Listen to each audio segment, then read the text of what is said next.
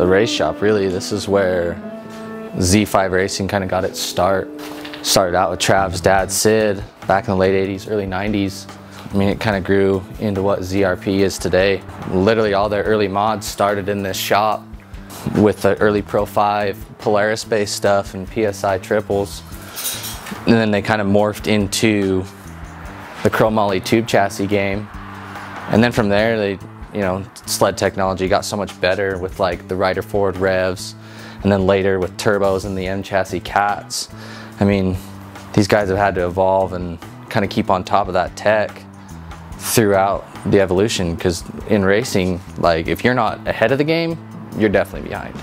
So you always got to look to way to make your stuff faster, stronger, last longer. You know, everyone out there's trying to be the best, everyone out there's trying to be the fastest, so you got to not only think about what you can do, you got to wonder what your competition's doing. And in my mind, the Zollingers, especially when they were together as a team, did that better than anybody else. I mean, the trophies speak for themselves.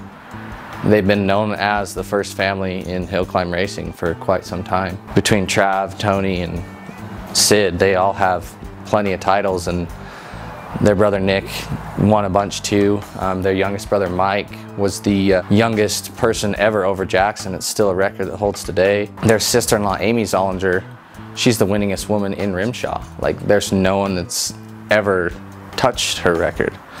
She's got more queen titles, more class wins than any other woman to try to do it. It's really impossible to talk about the world of hill climb snowmobile racing and not bring up Zollinger somewhere along the way.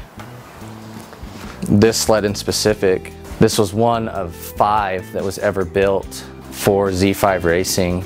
They started out in, I believe, '96. Travis and Sid commissioned a guy named Glenn Floyd, and they all sat down and put on paper what they thought would be the best of the best. They used the mountain geometry of the time with the big muscle triples of the flat ground stuff and combined them into something that was really a force to be reckoned with. And from there, they built 2 of the original sleds, had a lot of success campaigning those 2, and then Tony came along and they built the 3rd sled, which was one of the very first sleds with a tall tunnel, which freed up a ton of horsepower and airspace for the track. And that sled was competitive from the day it was on the snow until they sold it, really. It was one of the winningest snowmobiles they ever had in the fleet. From there, Travis wanted to go even one step further, and that's where this sled and the yellow one come into play with the really taller tunnel. But then it got it to a point where the tunnels were so tall, ergonomically they were bulky and not comfortable to ride. So Trav came up with this idea to hourglass the top of the tunnels. Him and Glenn came up with something to make it a little bit more pleasant to stand on. That's kind of the defining features of these sleds, was the hourglass tunnel, being able to comfortably ride the thing and throw them around.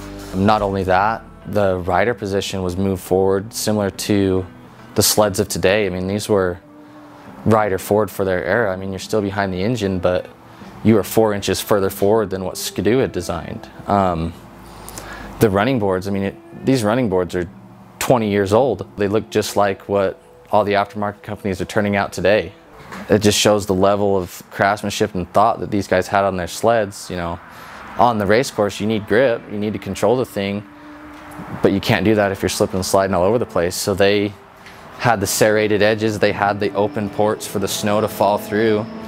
It just showed the commitment and, you know, what they could do to get an edge on the competition, because when these sleds came out, there was nothing like them. Every time I talk to someone about these sleds, it's amazing the amount of people that can recognize them just by the color of the hood.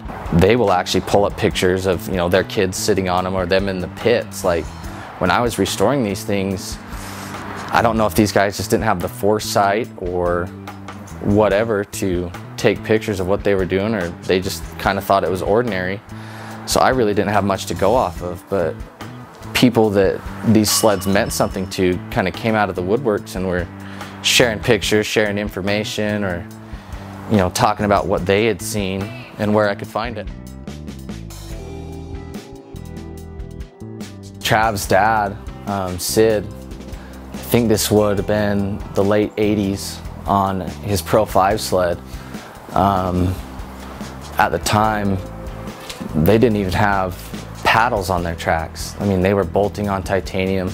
You know, you had to be creative at the time. You didn't have a factory-built mod sled. Like the sleds of today with the low approach angles, they're just so much more capable than anything that these guys are riding on. So, I mean, they were dropping motors down low in the bulkhead, drop and roll extended chain cases, no hood, no seat, you know, whatever they could do to shed weight, but still have enough power to make it. I mean, these guys were pioneers, and I think growing up, Trav having that influence, you know, the race influence, kind of pushed him to be what he is today, and always wanting to be faster, always wanting to be lighter, always wanting an edge up on the competition. I think that is what racing is, and I think that's what ZRP is as a company, is a means to that end of getting that edge up. I mean, still to this day, we're doing what these guys have always done, figuring out ways to be fast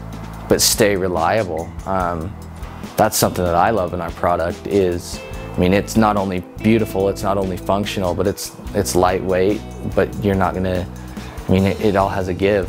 It's designed, it's purpose built, it's to be the best. I think it's kind of cool to see what has evolved from starting out here in this small race shop to what we're doing now. That theme has always stayed the same, of lighter, faster, stronger. I mean, initially they were just here in this small 2-bay garage, you know, doing this all by hand, and we've switched now to building parts using millions of dollars worth of machines, CNC, and it's so precise and it's so repeatable, but it still has that familiar spirit of wanting to win, wanting to be the best. And I think that's something that ZRP embodies, is this old time craftsmanship and pride in your work tied in with the latest, greatest, precision built, care about your work type product. Like you pick up an A-arm or a Z-motion and you can look at it, and not only is it beautiful, it's striking in the amount of detail they put into the part, but you put it on there and it functions better than what came factory. It's, you know, given an application, it could be stronger, it could help your suspension transfer. It still serves a purpose, but it's also elegant, it's also beautiful. And I think that is what, you know, ZRP is as a company. It's progressing forward, but not forgetting where you came from.